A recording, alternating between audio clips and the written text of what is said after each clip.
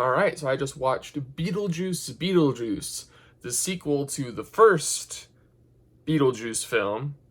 No, nothing happened.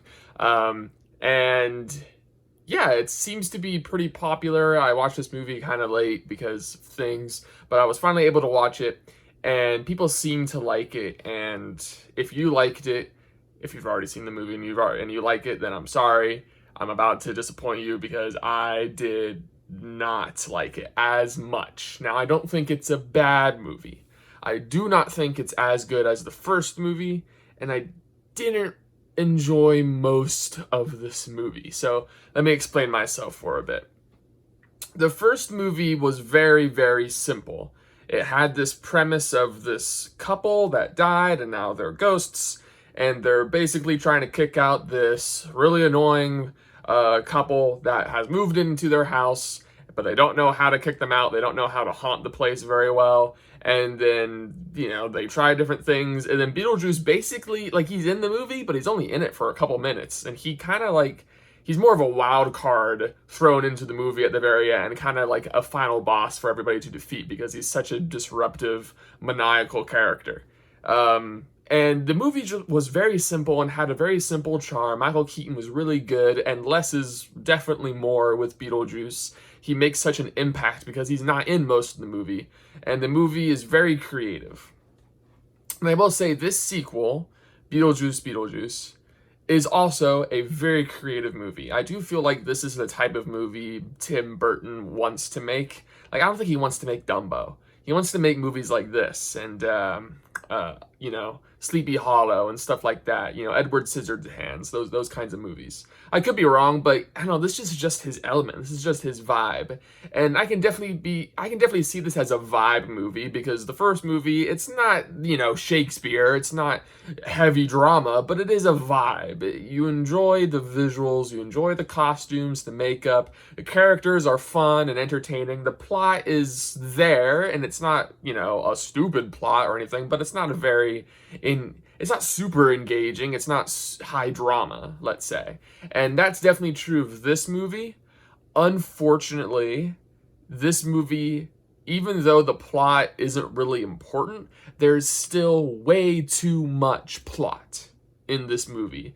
And what I mean by too much plot is there's multiple plots going on, and they all have barely anything to do with the other plots, and they all distract from each other. And when they finally do converge, it doesn't feel satisfying. It just makes the third act feel disjointed and all over the place. And a lot of the payoffs to these plots feel very, very unsatisfying because they need to jump to the next thing. There are some characters in this movie that are introduced in the beginning of the movie, and then it felt like to me for the second act of the movie, they're just not there. And then by the time the story needs them to show up again, they show up again in the third act. I'm like, all right, you're still in this movie, which is a big shame because this happens to Willem Dafoe's character, Wolf Jackson, and oh boy, what's her name?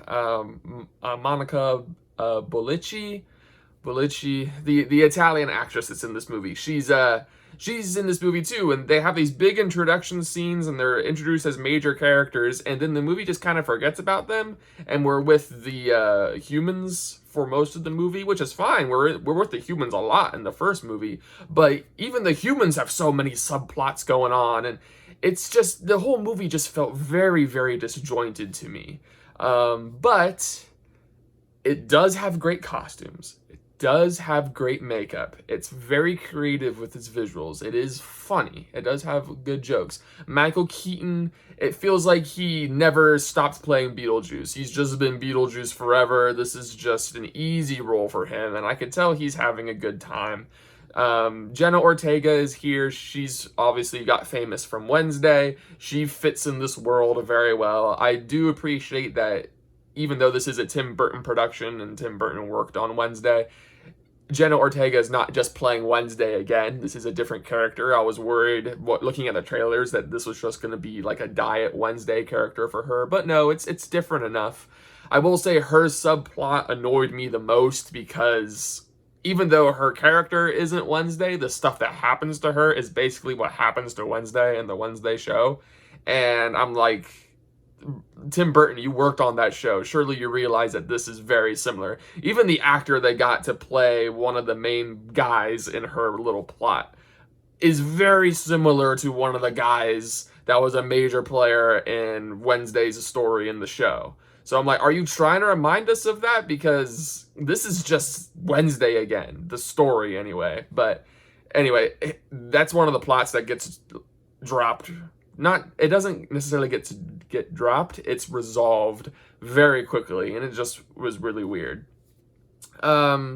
So yeah, that's basically it. I mean, I don't hate this movie, but I don't think I love it as much as other people. I don't hate Beetlejuice in general. I like the first movie just fine. This one just didn't really do it for me, but I do think that this is fine to watch for the vibes because it does have a lot of creativity, and it's certainly not boring, I would say. It's not a dull movie. It's just it lacks the simplistic charm that the first movie had. This movie, I don't feel, is very simple at all. Even though the plots themselves are simple, there's too many subplots for this to be considered just a simple, fun movie.